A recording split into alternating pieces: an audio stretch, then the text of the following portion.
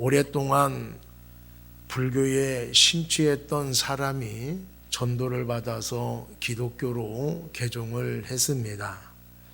신앙생활 하다가 어려움을 겪어서 목사님에게 상담하러 교회를 찾아왔는데 교회 문이 닫혀 있었습니다.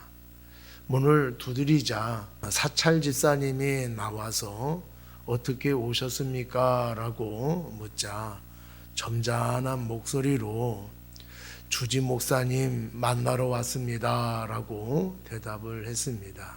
오랫동안 절을 다니다 보니까 주지 스님이라고 하는 말이 입에 배어서 자기도 모르게 불쑥 나왔던 것이지요. 습관이라고 하는 것은 이렇게 바꾸기가 힘듭니다. 습관이라고 하는 것은 어떤 행위를 오랫동안 되풀이하는 과정에서 저절로 익히는 행동 방식이다, 이렇게 말하고 있습니다. 습관은 지속적인 반복을 통해서 만들어지는 것입니다. 그렇게 만들어진 습관은 강력한 힘이 있어서 삶에 엄청난 영향력을 발휘하게 되어집니다. 습관의 힘이라고 하는 저서를 쓴 잭 하츠는 일상적인 행동의 90%는 습관을 바탕으로 하고 있다. 우리가 매일 행동하는 것은 거의 대부분 습관이다. 모든 사람들은 좋은 습관과 나쁜 습관을 갖고 있다, 이렇게 말을 했습니다. 습관을 바꾸는 것은 쉽지가 않습니다. 습관을 바꾸는 것이 쉽지가 않은 이유는 익숙한 것에 안주하려고 하는 현상 때문일 것입니다. 지금까지 축적했던 사고방식과 또 익숙해진 습관이 새로운 것을 받아들이는 데 있어서 해방꾼 노릇을 할 때가 많이 있습니다. 사람들은 어떤 습관을 갖고 있느냐에 따라서 인생의 성공과 실패가 좌우되기도 합니다. 좋은 습관은 성공의 열쇠가 되기도 하고 나쁜 습관은 인생의 올무가 되기도 합니다. 성공하는 사람들의 이면을 살펴보면은 성공할 수밖에 없는 습관을 가지고 있는 것을 알 수가 있고, 실패하는 사람들을 우리가 조사를 해보면은 실패할 수밖에 없는 습관을 가지고 있는 것을 알 수가 있습니다. 습관은 인생의 미래를 결정을 합니다. 오늘 본문의 말씀은 사무엘의 아들들이 그의 아버지처럼 의로운 길로 가지 않는 것을 보고 이스라엘 백성들이 사무엘을 찾아왔습니다. 우리에게도 다른 나라 사람들처럼 왕을 세워주어서 다스리게 해달라고 요구를 하고 있습니다. 사무엘은 하나님의 섭리를 깨닫지 못하고 사람을 의지하려고 하는 백성들이라서 아주 불쾌했습니다. 하나님께 그럼에도 불구하고 하나님께 나가서 기도를 했더니 하나님께서 백성들의 요구를 들어주어서 왕을 세우라라고 말씀해 주었습니다.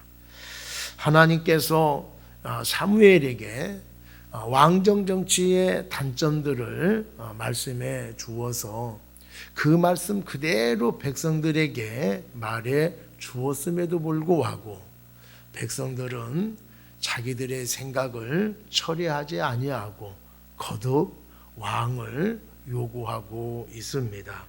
이런 것을 보면은 한번 굳어진 생각은 바꾸기 힘들다라고 하는 것을 알 수가 있습니다. 그리고 굳어진 생각을 가지고 있는 사람들은 끝까지 자신들의 생각을 관철될 때까지 밀어붙이는 것을 알 수가 있습니다. 그런데 잘못된 생각 또 습관들은 항상 좋지 않은 결과를 가져온다라고 하는 것을 우리가 잘 알 수가 있습니다. 이미 생각이 굳어진 사람들을 어떻게 해야 할까요? 오늘 첫 번째로 생각이 굳어졌어도 권면해 줘야 한다라고 말씀을 하고 있습니다. 사무엘을 찾아와서 왕을 세워달라고 요구했던 백성들에게 11절에서 17절 말씀에 보면은 왕이 세워지면은 야기될 문제들에 대해서 8가지로 나열하고 있습니다. 이 8가지를 크게 2가지로 집약해 보면은 하나는 왕을 세울 경우 오히려 백성들이 왕의 노예가 될 수 있다는 것과 다른 한 가지는 백성들이 그러한 왕의 폭정으로 인하여서 하나님께 부르짖을지라도 하나님이 응답해 주지 않는다라고 말씀을 하고 있습니다. 사무엘은 백성들이 자신을 싫어해서 왕을 구하는 것 같아서 싫었지만은 그런데도 백성들이 세속적인 왕을 세우게 되어지면은 그로 인하여서 백성들이 많은 어려움을 겪게 될 것이라고 말해 주었습니다. 사무엘은 이미 백성들이 완악한 마음을 보았기 때문에 그들이 자신의 말에 귀담아 듣지 않을 것이라고 하는 것을 알고 있었고 요구한 것을 처리하지 않을 것이라고 하는 것을 알고 있었습니다. 그런데도 불구하고 사무엘은 하나님의 말씀을 전해 주었습니다. 백성들의 마음이 이미 굳어졌다 하더라도 또 하나님의 말씀을 전한다 하더라도 듣지 않는다고 하더라도 사무엘은 백성들에게 하나님의 뜻을 전해야 될 사람이지요. 이렇게 이미 굳어질 대로 생각이 굳어지고 고집을 가지고 행하는 사람이라 할지라도 하나님의 뜻을 전해야 된다라고 하는 것을 우리에게 말씀해 주고 있는 것입니다. 하나님을 만난 사람들, 하나님의 뜻이 무엇인가를 알고 있는 사람들은 당연히 말을 해 주어야 할 것입니다. 특히 상대방을 사랑하고 있다라고 한다라면은 적극적으로 말해 주어야 할 것입니다. 사랑하는 여러분, 지금 우리의 모습은 어떠합니까? 잘못 생각하고 있고 또 그렇게 하다가는 힘들어질 거라고 말해 주었음에도 불구하고 고집대로 행하고 있지는 않습니까? 특히 부모님이나 아주 친한 사람이 그렇게 하면은 안 된다라고 이야기해 주고 있음에도 불구하고 우리가 내 생각대로 내 고집대로 행한 적은 없습니까? 우리가 황소고집이라 할지라도 말을 해도 귀담아 듣지 않는다고 할지라도 말해 주어야 할 것입니다. 왜냐하면은 잘못된 자신의 결정이 누구의 탓도 아닌 자신의 결정의 결과라고 하는 것을 알게 하기 위해서 또 하나님의 떠난 결과가 하나님의 뜻을 거부한 결과가 어떠한가를 알게 하기 위해서 분명히 말을 해 주어야 합니다. 사람들은 자신이 잘못해놓고 잘못을 자기의 탓으로 돌리지 아니하고 다른 사람을 원망하고 불평하고 탓하는 경우가 많이 있습니다. 그래서 분명히 말을 해 주어야 할 것입니다. 그리고 어떤 사람들은 나중에 왜 말을 안 했느냐고 화를 내는 사람도 있습니다. 왜 말을 안 해? 말해 주었고 말렸는데 네가 말을 안 들은 거 아니야. 그렇게 얘기를 하면은요, 말리려고 하면은 끝까지 말려야지. 왜 말리다가 말았느냐고 도로 화를 내는 경우도 또 있습니다. 한 여성이 빈민가에서 봉사활동을 하다가 다리를 절름거리는 한 소년을 만났습니다. 너무 불쌍한 마음이 들어서 외면하지 못하고 잘 알고 있는 외과 의사에게 사정사정해서 수술을 받게 했습니다. 수술이 끝나고 소녀는 걷는 훈련을 열심히 했고 또 그 다음에는 달리는 기쁨을 만끽하게 되어졌습니다. 세월이 한참 흐른 후에 소년을 수술해 준 사람이 그 여성을 만났습니다. 오래전에 수술해 준 그 소년이 궁금해서 이 여성에게 옛날에 내가 수술해 준 그 소년 지금 뭐해? 이렇게 물었어요. 그랬더니 이 여성이 머뭇거리다가 그의 교도소에 있어요. 이렇게 이야기를 했습니다. 그러면서 자책하듯이 그 아이에게 걷는 훈련만 열심히 시켰지 어떻게 살아가야 하는지 어느 방향으로 가야 되는지를 말하지 못한 것이 못내 아쉽다고 그렇게 이야기를 했습니다. 지속적인 관심을 갖고 바른 방향으로 가도록 지도해 주어야 할 것입니다.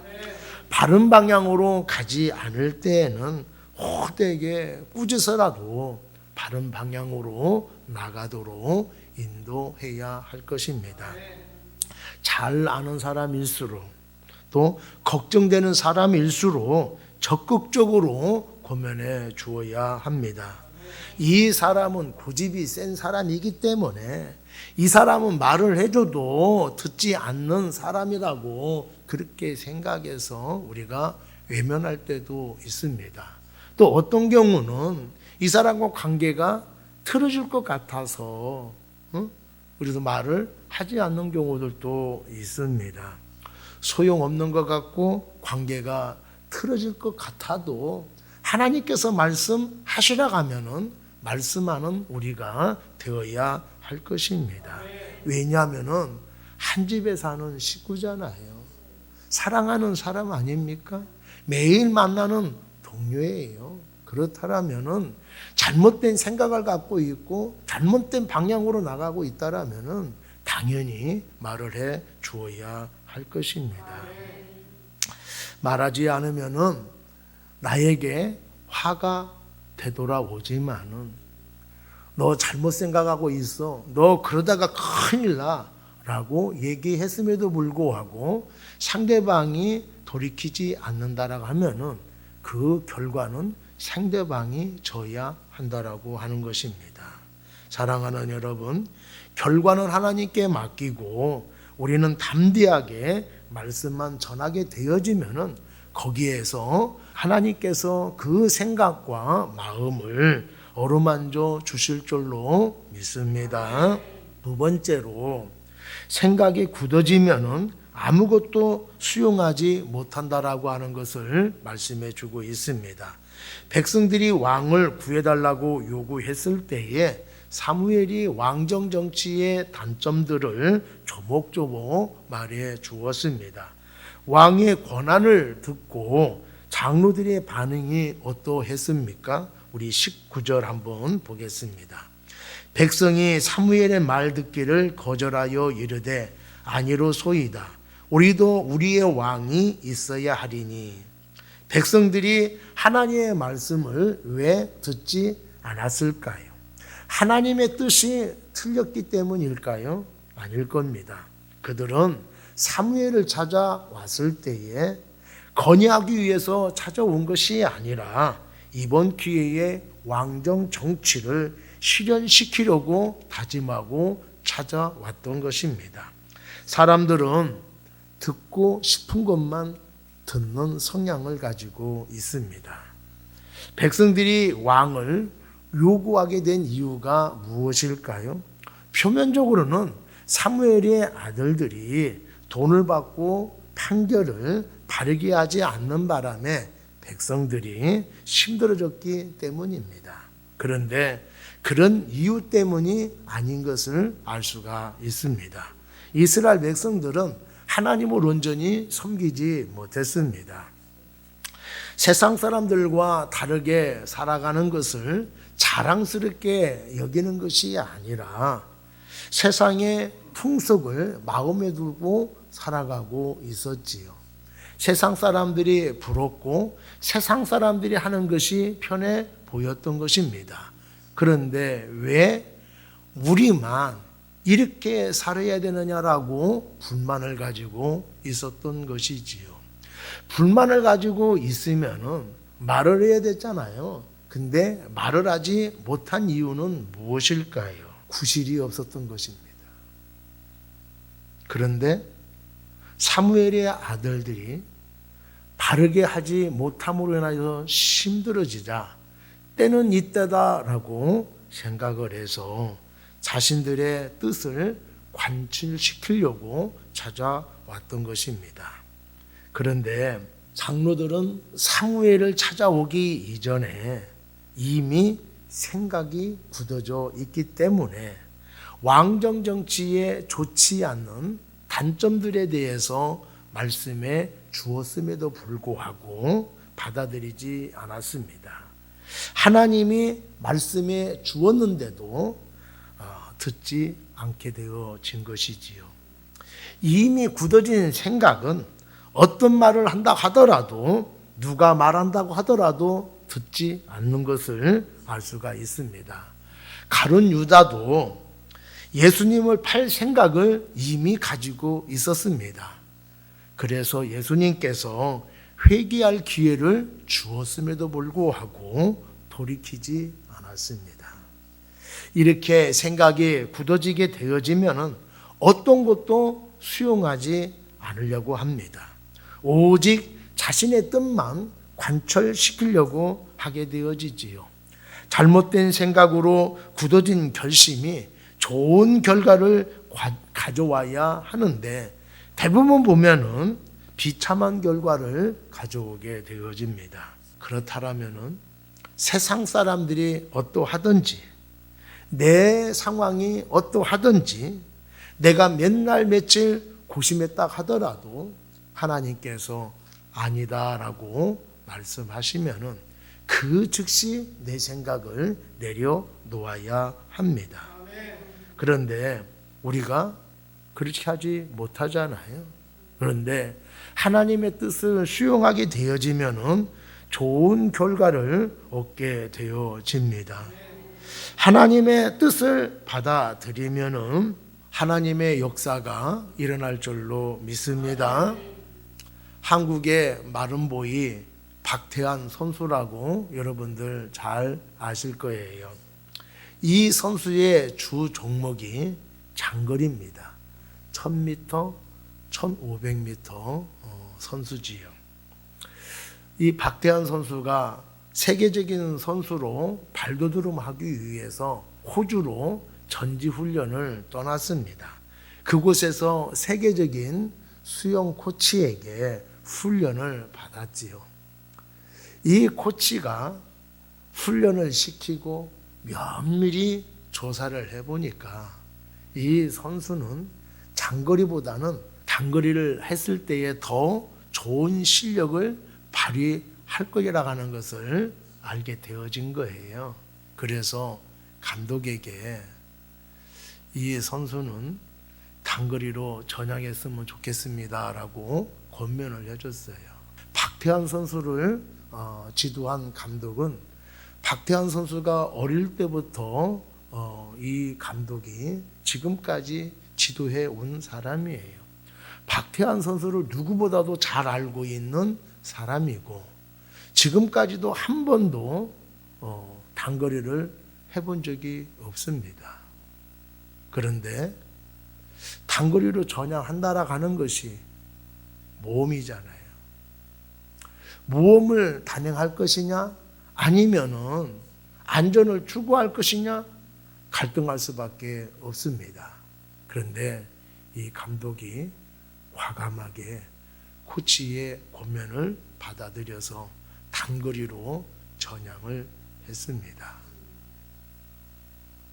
그랬더니 박태환 선수가 세계적인 선수로 성장하게 되어졌지요. 이 코치가 단거리로 전향해야 됩니다라고 권면했을 때에 이 선수는 누구보다도 내가 잘 압니다라고 고집을 부렸다고 한다라면 박태환 선수는 한국에서만 유명한 선수로 끝났을 것입니다. 그런데 자신의 생각과 자신의 경험을 다 내려놓고 권면을 받아들임으로 인하여서 박태환 선수가 세계적인 선수로 성장하게 되어진 것입니다. 사랑하는 여러분, 우리도 지혜가 있어야 됩니다. 열린 생각을 가져야 됩니다. 분별력을 가져야 됩니다. 내 의지를 내려놓고 하나님의 뜻에 따르는 여러분이 되기를 바랍니다. 고집은 이럴 때 필요한 것입니다. 우리의 마음과 생각이 하나님을 향해 열려 있어야 될 것입니다. 우리의 생각이 거북이 등처럼 딱딱하게 굳어지지 아니하고 심령이 부드러운 옥토가 되어져야 할 것입니다. 그러면 어떤 말씀을 하든지 다 말씀을 수용하고 순종할 수 있게 될 것입니다. 수용하면 변화가 일어납니다. 수용하면 역사가 일어날 줄로 믿습니다. 세 번째로, 생각에 굳어져 강자로 얻은 것은 축복이 아님을 말씀해 주고 있습니다. 하나님께서 왕정 정치의 단점들을 구체적으로 말씀해 주었으면 백성들이 반성하고 돌이켜야 할 텐데, 본문에 보면은 장로들이 뭐라고 이야기를 하고 있습니까? 20절 보니까 우리도 다른 나라들 같이 되어 우리의 왕이 우리를 다스리며 우리 앞에 나가서 우리의 싸움을 싸워야 할 것입니다 라고 말씀을 하고 있습니다. 사무엘이 백성의 말을 다 듣고 난 다음에 하나님께 나가 기도를 했습니다. 그랬더니 하나님께서 백성들의 요구를 들어주어서 왕을 세워줘라 이렇게 말씀을 하셨습니다. 하나님께서 백성들의 요구를 들어준 것은 좋아서 들어준 것이 아닙니다. 호세아서 13장 11절 말씀에 보면은 내가 분노함으로 내게 왕을 주고 이렇게 말씀을 하셨어요. 백성들이 하도 고집을 부르니까, 강짜를 부리니까 하나님께서 마지못해서 허락해 준 것입니다. 가끔 아이들이 무엇인가를 하겠다라고 이야기할 때가 있습니다. 이야기를 들어보면은 아이에게 맞지도 않고 그것 하면은 잘못될 것 같아서 하지 말라고 이야기를 하지요.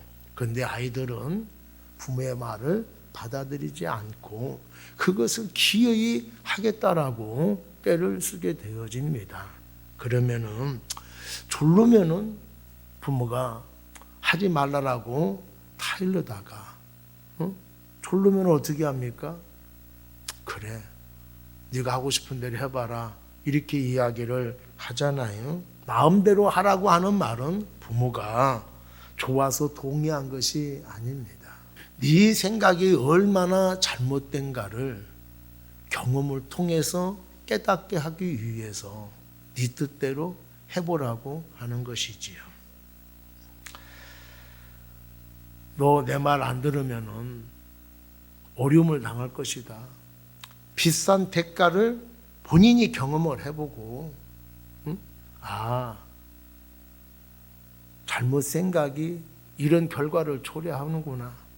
부모가 반대하는 것을 했을 때에 이런 어려움을 당하게 되어주는구나 라고 하는 것을 체험하기 위해서 허락해 주는 것이지요. 하나님도 이스라엘 백성들의 어리석은 생각을 들었음에도 불구하고 허락해 주신 것은 너희들 그토록 원하고 있느냐?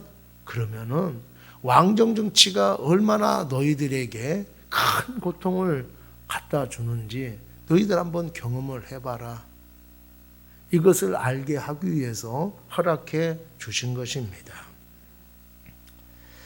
백성들은 경험해 보고야 깨닫게 되어졌습니다. 사무엘상 12장 19절에 보면은 우리의 모든 죄의 왕을 구하는 악을 도하였나이다 라고 하면서 용서를 해달라고 하나님께 그렇게 구했습니다. 얼마 가지 않아서 자신들이 왕을 구한 것을 후회한 것입니다. 생각한 만큼 왕정 정치가 자신들에게 좋은 결과를 가져다 주지 못했다라고 하는 것이지요. 이스라엘 역사를 보십시오. 왕정 시대를 지나면서 120년 후에 남북으로 나라가 갈라지는 아픔을 경험하게 되어집니다. 북이스라엘과 남유다에 많은 왕들이 세워졌지만은 좋은 왕은, 선한 왕은 별로 없고 거의 다 악한 왕들이었어요. 자신들을 위해서 왕을 세웠는데 오히려 그 왕들이 백성들에게 고통을 안겨 주었던 것이지요. 결국에는요, 북이스라엘은 아수르에 의해서 멸망을 당하고 남유다는 바벨론에 의해서 멸망을 당하게 되어집니다. 차라리 왕을 세우지 않고 사사를 통해서 하나님께 직접 통치를 받았다고 한다면은 이렇게 아픔을 경험하지 않고 나라도 멸망당하지는 않았을 것입니다. 시련과 아픔을 당하고 나서 비로소 그들이 깨닫게 되어진 것이 무엇입니까? 우리가 하나님 앞에 말씀대로 살지 못하고 세상의 모든 나라를 따라가다가 이렇게 고통을 당하였구나라고 하는 것입니다. 하나님은 이미 굳은 마음을 가지고 있다 하더라도 하나님은 그 사람을 직접 설득을 하시던가 아니면 믿음의 사람들을 보내서 권면해 주십니다. 하나님의 뜻을 전하고 권면해 주었음에도 불구하고 따르지 않을 때에 그래? 너 그거 네 마음대로 하고 싶으냐? 그만 한번 해봐라. 이렇게 허락해 주십니다. 또 어떤 때는 침묵하실 때도 있습니다. 하도 강짜를 부리니까 하나님께서 마지못해 허락해 주는 것이지요. 근데 거기에는 비싼 대가가 따른다라고 하는 것을 우리가 알아야 됩니다. 식구들이 반대하고 지인들이 반대함에도 불구하고 고집대로 행한 결과가 어떠했습니까? 하나님의 뜻이 아닌데도 불구하고 행했을 때에 어떻게 되었습니까? 생각한 대로 잘 되었습니까? 그렇지 않았을 것입니다. 비싼 대가를 지불하고 깨닫게 되어집니다. 그 중에는 깨닫지 못한 사람도 있어요. 그런데 권면할 때 멈췄다라고 한다면 재물도 건강도 신의도 잃지 않았을 것입니다. 완고한 생각이 화를 부른다라고 하는 것을 우리가 가슴에 새겨놓는 여러분 되기를 바랍니다. 복음서에 보면은 탕자의 비유가 나옵니다. 탕자가 아버지께 자신에게 돌아올 유산을 미리 상속해 달라고 그렇게 요구를 합니다. 상속은 부모님이 돌아가시고 난 뒤에 받는 거잖아요. 근데 아버지가 살아계시도 불구하고 내게 돌아올 상속을 미리 해달라고 하는 것은 불효자식이지요. 그래서 아버지가 이 아들에게 네 생각이 옳은 것은 아니다. 네 생각대로 내가 상속해준 유산을 가지고 네 마음대로 산다고 해서 결코 행복하지는 않을 것이다. 얼마 가지 못해서 좋지 않는 결과를 얻게 될 것이다. 지금 네가 불편하다 하더라도 아버지 밑에서 생활하는 것이 그게 행복이다. 그러니 이 생각을 포기해라. 했음에도 불구하고 이 탕자가 상속해달라고 고집을 부리잖아요. 그래서 아버지가 상속해 주었습니다. 아버지의 고난이 미치지 못하는 먼 나라로 떠나서 살았지요. 아버지의 간섭을 받지 않으니까 행복했습니다. 근데 그 행복은 얼마 가지 못해서 불행으로 바뀌게 되어지지요. 돈 있을 때에는 친구들이 옆에서 네가 제일이야, 네가 제일이야 아부를 떱니다. 근데 돈 떨어지자 그 많았던 친구들 다 떠나가고 아무도 남지 않았고 물질도 다 떨어졌습니다. 일할 수도 없습니다. 그래서 결국에는 돼지 사료로서는 주업 열매를 먹고 살았지요. 비참한 생활을 해나가고 있습니다. 그런데 어느 날 깨달음이 왔어요. 내가 이렇게 비참하게 사느니 우리 아버지 집에 머슴들이 많이 있는데 내가 아버지의 밑에 가서 머슴으로 살아도 이거보다는 나을 거다라고 생각하면서 아버지 품으로 떠나게 되어집니다. 실컷 고생하고 이런 거 다 탕진하고 나중에 깨닫지요. 아버지 밑에서 간섭받고 사는 것이 행복한 거구나. 많은 것을 잃고 비싼 대가를 지불하고 진정한 아들이 되었다라고 하는 것입니다. 지금 내 처지와 상황을 원망하고 불평하고 있습니까? 그런데 그것을 잃어버리고 보면은 그것이라도 감지덕지 했다라는 사실을 우리가 깨닫습니다. 깨달아져야 지금 누리고 있는 것이 얼마나 소중한 것을 알게 됩니다. 여러분, 더 많이 가져야 행복한 것이 아닙니다. 내 마음대로 되어야 만족할 수 있는 것이 아닙니다. 지금 내 생활이 불편하고 부족하더라도 만족하며 살아가야 합니다. 그 만족이 나를 행복하게 만드는 거예요.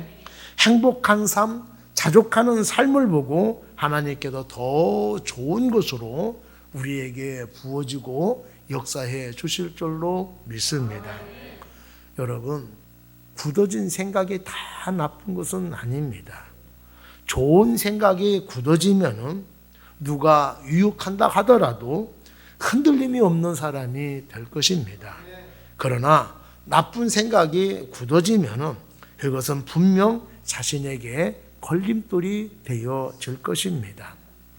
새로운 것을 받아들이는데 거부하고 고집대로 행동하게 만들게 되어지는 것이에요. 특히 하나님의 말씀에 불순종하게 만듭니다. 우리 인생 속에서 가장 중요한 것 중에 하나가 뭐냐면은 하나님의 말씀을 듣는 것입니다. 하나님은 선하시고 인자하시요.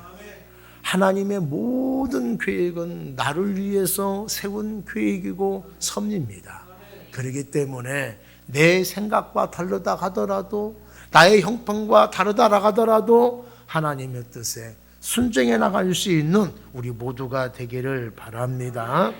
우리는 굳어진 생각을 떨쳐버리고 하나님의 뜻을 받아들여야 될 줄로 믿습니다.